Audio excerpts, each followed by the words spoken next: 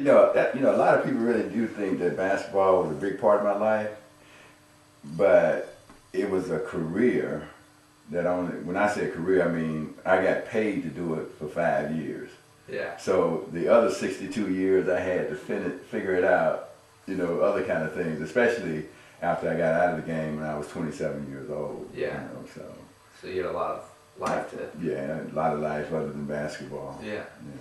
I didn't get a chance to really see great college basketball because the only games they televised in Alabama were the SEC games. Yeah. And there wasn't any black players on any teams in the SEC. But the players that I was playing against at Alabama State and A&M, and my parents would take me to their games. I was going, why ain't these guys on TV? And then that's when my dad said, the Harlem Globetrotters, they may play black players to play ball, but the NBA was just becoming integrated, and that's when I got the information about segregation, integration, because I really didn't pay that much attention to it. I knew where I was living, we couldn't go in the public restrooms, we couldn't use public water fountains and things like that.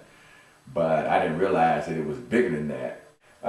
We were in Phoenix to play the Suns, and we either traveled by bus or cabs to go to games, from the hotels to the arena. And that particular evening, we had cabs for everybody, and the one I was in got hit by another car that ran through a red light.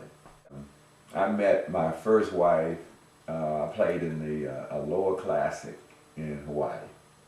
She was originally from there. And a buddy of mine that was from, we were recruited, he ended up going to the University of Indiana, and he had a cousin that was in the military over on Oahu. And he said, man, my cousin's coming, and she's gonna bring somebody for me to go out with. I want you to go out with her. And I said, well, okay.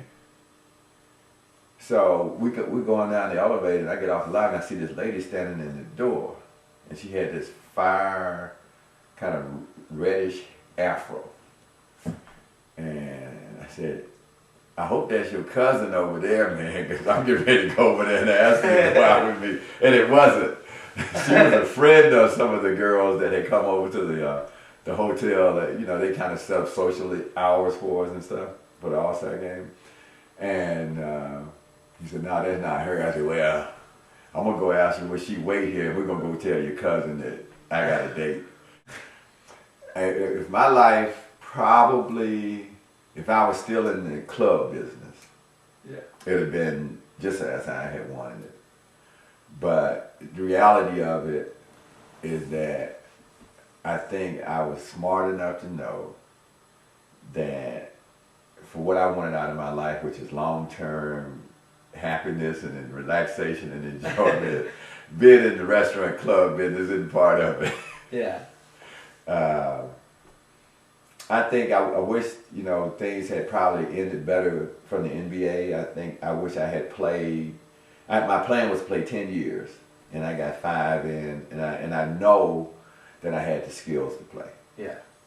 And I didn't play not as well as I wanted to or as long. That's the only thing I've done different. Huh. Thank you for letting me do this. Well, thanks for asking, man. Being my guinea pig. Well, I just hope you get an A. Now, this is the original floor from the field house. I had a friend do this for me.